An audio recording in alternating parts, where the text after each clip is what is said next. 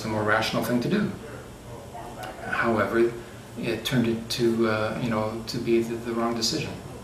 So the marginal mentality was actually the more logical mentality. So this becomes apparent. It's obvious, that you do what is necessary irrespective of what others seem to think, or what others express themselves as. Because usually people don't think when they express themselves. They just repeat what they've heard previously. And they don't know why. Generally, you develop a very critical attitude towards anything and everything. Very, very critical. Which is very difficult, in terms of interpersonal relationships, because you become very critical of other people around you too. Like I was always very critical of Lee to an extent that was very disturbing as well. Yeah. And but I did absorb this criticism myself, and that's one thing that was, as he says, it's difficult to find someone who's themselves ready to accept this criticism and does this criticism themselves. And my relations with my friends, look, if I want them to work, I can't permit myself to be actually who I am, because I like to, go through all this criticism. So you have to stop yourself and put limits on what you can say or what you want to examine? Yes. For example, the other day at work, this usual client that I work with she's quite open-minded, she does all these trips and all that. And so I figured, maybe I can talk to her. And at the end of the conversation, she just finished like she didn't want to listen to anything. Just talking about my culture. She can... She evacuated it, she couldn't hear. Yeah. Yes, usually I find the same, when I try to explain what it is to live in a survivor family, to come from a survivor family, or to make it through the Holocaust and all that sort of thing. Generally, people are polite and will tolerate me for a while and remain silent and will not express an opinion on the matter, as if it doesn't really concern them, and that they only are listening because they feel obliged that they should listen, but they don't feel obliged to indicate their either their support or non-support, which by definition they are hiding. So the silence is basically a cloak of guilt that people assume because they don't want to recognize the guilt in the matter and the responsibility of basically nearly the entire world in the Holocaust. It wasn't just a Nazi affair. There was fascist movements everywhere in the world that were condoning and promoting this, and others who acceded to the fascist mentality, perhaps not by supporting a fascist regime in their own country, or not by being a collaborator necessarily, but certainly by not aiding those who are in need, like the refugees. So, I mean, in that sense, you talking today about your stories and allowing us to record them and leave them and have them archived, this is material that will be aired. There will be students now in classes, unlike when you were both in school, that will hear these stories. These are our Montreal stories, and they will be told. They'll be told on radio, they'll be told in classes. There is a permission, there is an interest for these stories to be talked about, and a tolerance to hear, as you're saying, that politely turning away, there has been time accorded to understanding why we all become more human when we hear and when we tell our stories. Yes. However, it's limited. Perhaps another time we can speak about this further, but the disillusionment with religion led to further disillusionment, with the existing political regimes, in plural, and with existing political ideologies of all sorts. Now, once you get to that point, then you are meeting with resistance and blockages that refuse to hear any political critique that underlied the occurrence of the Holocaust itself. And this is still not tolerated, neither in general Canadian society, the ideological critique of politics in general, and neither in the Canadian Jewish community when it comes to an ideological critique of prevailing political opinion, especially when it comes to Israel. This is still very repressed, and this is why I became a co-founder of the Alliance of Concerned Jewish Canadians. But the critique of existing political ideology is a subject, for another time. It sort of deserves, like a serious treatment. I think so, and also to make the link. We've sort of followed and progressed from some of your early years, and obviously there's a whole many other years where your own thoughts and experience would have led up to your own current beliefs and experiences. So yes. And I found it necessary to actually codify it, in serious scholarship, by writing my doctoral thesis on this. The title is? Nation, Society, and the State, the Reconciliation of Palestinian and Jewish Nationhood is the title and subtitle of my thesis. And I go back into the origins of the Holocaust in European political thought by doing critique of Hegel and Hegel's concept of the nation-state. And which was a hard period for him also. Yeah, I was dying. I was in the process of dying when I was writing that. Because this has been this is not just a few years you're talking about. I was only able to do it on a part-time basis. It took me 8 years, to complete the doctoral thesis, and during which time I was single parent, taking care of Saley as well. So it's many stories to tell in those years. Thank you very much.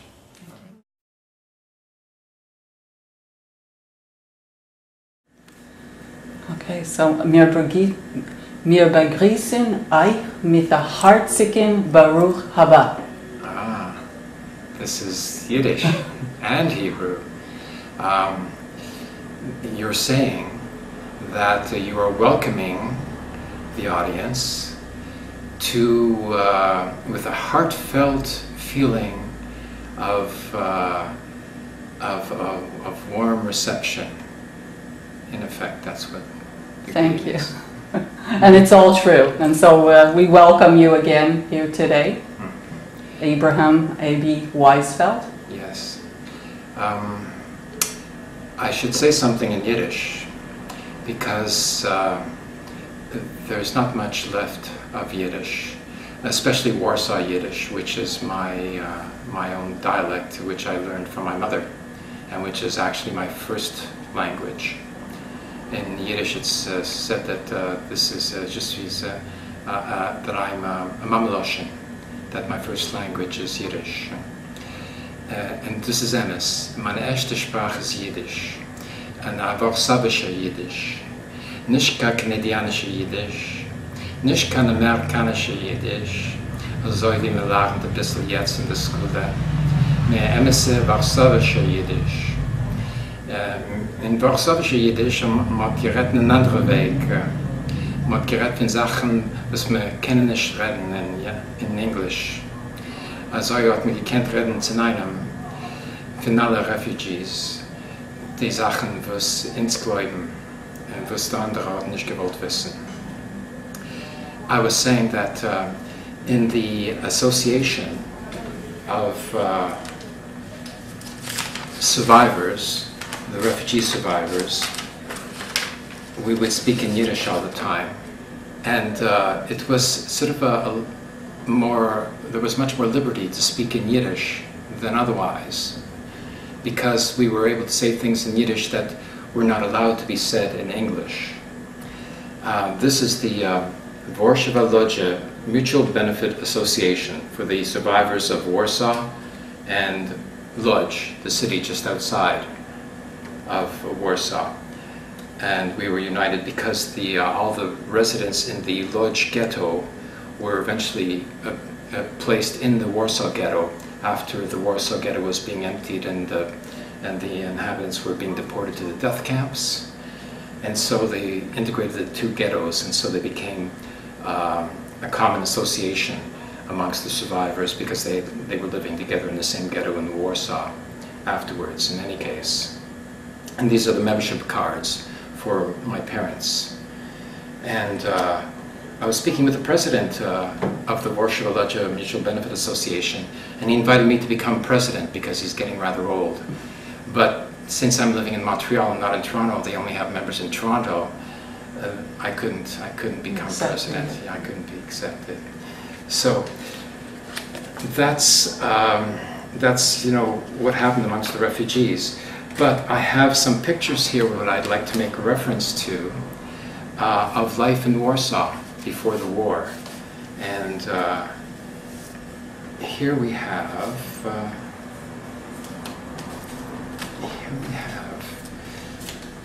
picture. Let's start off with my mother. This is a picture of my mother before the war, when she was about 28 years old, a young beauty. Her name?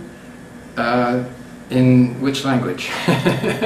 In English, her name is Sylvia. In Yiddish, her name was Tsesha. But I never called her. You called her Mom. By her name, yeah. So, and then she kept photos of her friends as well from Warsaw. Here's another beauty, one of her friends. And these are friends who survived, or we don't know? No, they didn't survive. No. She was never, there was never any contact with them after the war. And then here's a picture of my mother with 3 friends in the park, which is like a very well-kept forest in Warsaw as well, this one. And there's digital copies of all of these photos that are available. And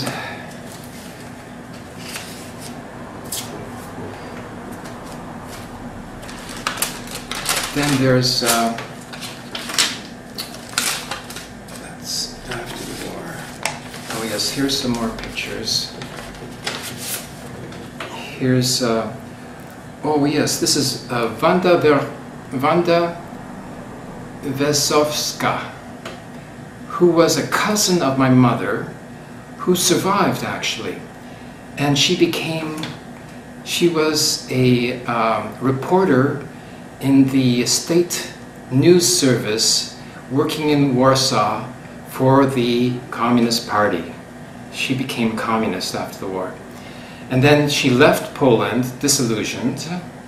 Her daughter married an American who went to live in the United States. So she came over to visit and stay with her daughter's family. And she passed through Toronto, and I met her. She didn't speak any English, so we spoke in Yiddish. And then I told her what my own political inclinations were. And when I told her, she virtually jumped out of her chair. Because where she came from in Poland, under the communist dictatorship, it was forbidden to talk about such things. So that's fun. Then, here's another friend, young friend. And then here's a family. There's some information on back here, but this is all that's left, probably, of this family, is this photo here. And this writing. And then here's another family. And then here's another friend. So here's a collection of friends from Warsaw before the war. All that your mother had taken with her. Yes. Mm-hmm. And when my mother escaped from the Warsaw Ghetto, it was because her brother had escaped on his own beforehand and found a site in Russia, in the forest in Russia, as a refuge. And he sent a message back to my mother telling her that it's possible to gain entry into Russia and escape from Nazi-occupied territory in Poland in 1939. So she herself jumped over the wall, made her way through Warsaw and through the and got onto the train and hid on the train because she couldn't buy a ticket because she didn't have the proper identification, because you needed to have a Christian identification in order to get a ticket on the train. So she hid under a bench in the train, and then she got as close to the border as possible. Then she walked across the border and made it to where she was directed by her brother, who's here in this picture. And then she came back to the Warsaw Ghetto with messages for the resistance, for this underground railway, and got her sister to come with her when she escaped the second time. And this is the reunion picture of when she made it back with her sister, who's in the center here, who's being featured in the center here. And my mother was here next to her brother, Meyer Goldscheide. And this is the photo of the group, which was Bundist based. It was the Jewish Bund was the Yiddish culture, Yiddishkeit cultural workers organization, which was socialist but not communist. And in fact, the Jewish Bund was expelled by the joint votes of Lenin's group and the Mensheviks in the Russian Social Democratic Party in 1903. And they were expelled because they refused to assimilate into the general working class, workers' formations. But since they were living under apartheid-like conditions in which Jews weren't allowed to work in the same places as the non-Jews in any case, so the Jews had their own unions by default. I mean, it was a bit ridiculous, to expect that the Jewish workers would be integrated, with the non-Jewish workers' organizations and to oblige them to have, the same, unions. In effect, was a demand by the regular Marxist, tendencies of Lenin and Kerensky to assimilate and sort of dissolve their own organizations, which were Jewish by default. So they couldn't do that, and they didn't do that, and so they were expelled in 1903. And then afterwards, Lenin was left with a majority, and that's why they were called the Bolsheviks, and the Kerensky supporters were called the Mensheviks, which means minority tendency, and Bolshevik means majority tendency. So that's how Lenin took control over the Russian Social Democratic Party, and that's the beginning, really, of the dictatorship that was followed in the Soviet Union.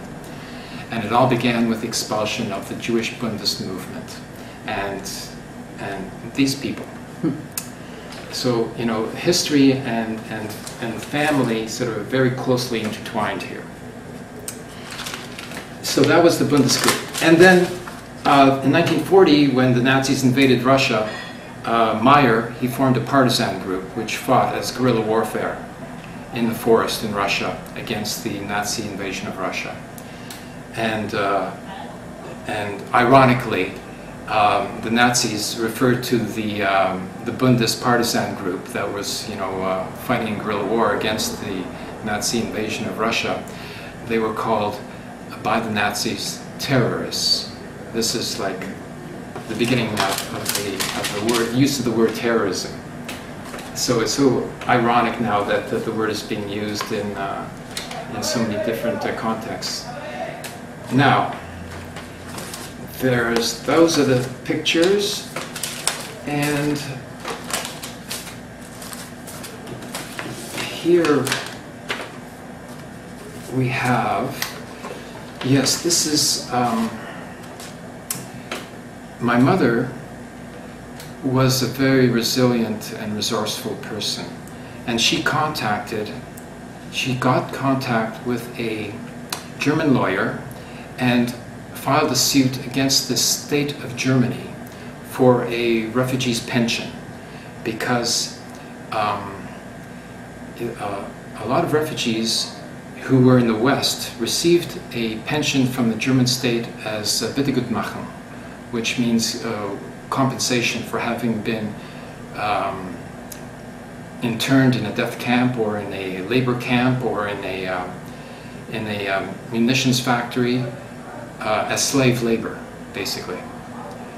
And those refugees had a pension that was negotiated for them by the World Restitution Board of the Jewish society, Jewish civil society. But for those refugees who had escaped and hadn't been placed in a death camp, etc., they weren't automatically granted, any pension.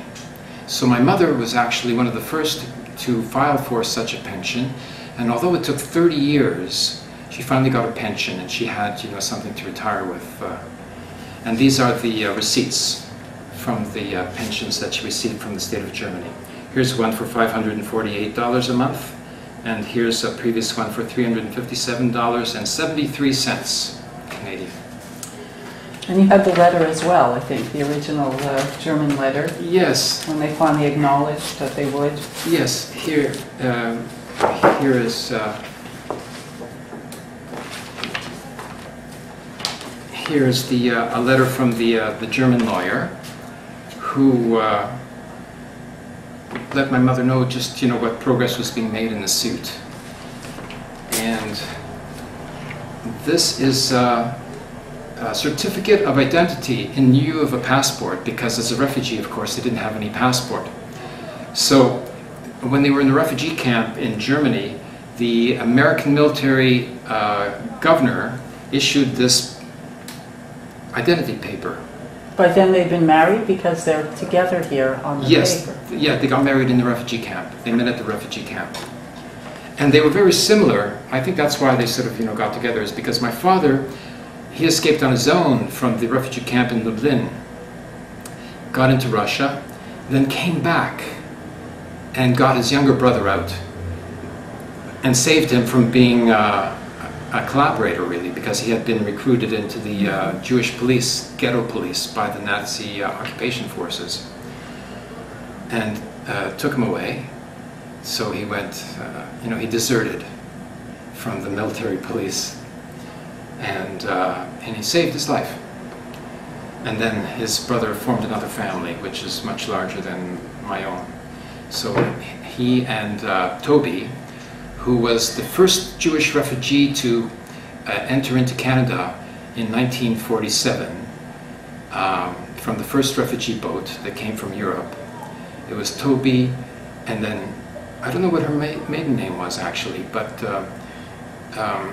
she married Harry Weizfeld, and so she became Toby Weizfeld. And this was also in Toronto? Yes. Mm-hmm. Then this is a German document with a German stamp, and for some reason a stamp of Israel, or is it Palestine? It doesn't say Israel on it, but it has Hebrew lettering and German lettering.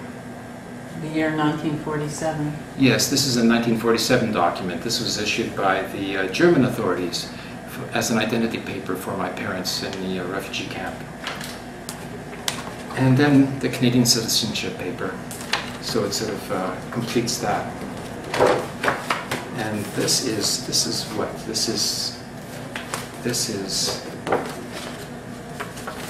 oh yes, this is where I registered my parents' names in the National Registry of Jewish Holocaust Survivors. And this is my mother's testimonial as to what happened to her and her family. She recorded this on her own? She just wrote her own? She wrote this, yes. This is, oh no. This is another person. This is Sam Weizfeld in Florida. Oh yes, this is sent from another Weizfeld family in Detroit. Trying to make contact with you? Or? Yes, I made contact with them by the internet. Mm-hmm. And they are from the Hungarian part of the family that immigrated from Russia. Four brothers immigrated from Russia in the 19th century to both Poland and Hungary, and then there was a separation of the family into those two branches, and I made contact with the second branch there. And then here I've tried to make a family tree of sorts, you know, but it's very complicated, and it's only sort of a matter of relying upon the memory of my mother to determine how many people there actually were in the family. But it seems like there was about 200 members of the family in Warsaw, 200 members of my father's family in Lublin, and of those 400, there were 4 survivors. This is a statement that was dictated by my mother to one of the helpers in the Baycrest Home for the Aged, and this gives some further information about my mother's family in Russia and in Poland, in Warsaw. Yes, and then there's the name of Meyer Goldscheider, her brother, who was the partisan who formed the Bundist partisan group, the terrorists, so-called. And then he was later conscripted into the Red Army, and then he was lost. And it's not known if he was lost because of combat with the Nazi army, the Nazi-led army of Germany, or he could have been executed even by the Stalinist police authorities, you know, for having been a Bundist, you know. I've tried to find out, you know, from the tracing service of the Red Cross and from the Red Army archives, which were supposed to be accessed by the Red Cross as well, but I have no response as to what its fate was. Because the Jewish Bundist leadership was arrested, and there's Heinrich Ehrlich and Victor Alter, who were the 2 leaders of the Jewish Bund, who were called to a meeting by Stalin, who were arrested at the meeting, imprisoned, and interrogated. And Ehrlich, he was interrogated to the point that he was asked to write a history of the interwar history of the Jewish Bund movement, of which he was a leader. And he wrote 273 pages of history in Yiddish, and it's in the NKVD archive in Moscow right now, and it's never been translated. And I'm engaged in a project with the Pluto publishers in London to translate and publish, you know, this history, this journal of Ehrlich. And soon after that, he was executed by the Stalinist regime. And Alter, he survived for a period longer in prison there in Stalinist Russia. And after a few more years, he committed suicide. So those 2 leaders were lost. The previous leaders of the Jewish Bund were like Medam, and he wrote a few things as well that I'm seeking to get translated, together with some current academic material that I'm forming up into another volume on the political culture of the Jewish Bund as well, that's going to be published by Pluto Press.